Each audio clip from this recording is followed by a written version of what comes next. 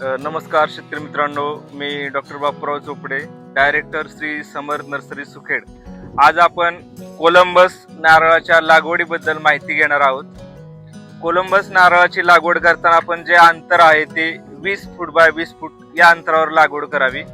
त्याच्यामध्ये बघा, आंतरपिकाची निवड करताना 2 नारळाच्या मध्ये आपण लिंबू लावू शकता किंवा पेरू लावू शकता किंवा सीताफळ किंवा सुपारी, अशा प्रकारे आपण आंतरपिकाची लागवड करू शकता.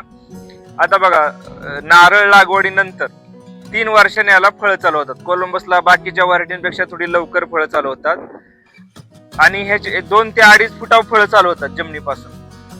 आणि नंतर ह्या झाडाची लाईफ 50 ते 60 वर्ष आहे. जसं झाड वाढेल तसं फळ वरती येत. या झाडाला बघा, ॲन ॲव्हरेज फळांचा विचार केला आपण तर 300+ फळं एका झाडाला भेटतात.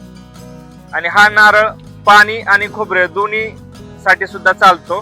पाण्याची क्वालिटी वगैरे खूप चांगली आहे आणि ही कोलंबस व्हरायटी हाय यील्डिंग आहे आणि याचा खूप चांगल्या प्रकारे शेतकऱ्यांना आर्थिक फायदा होतो.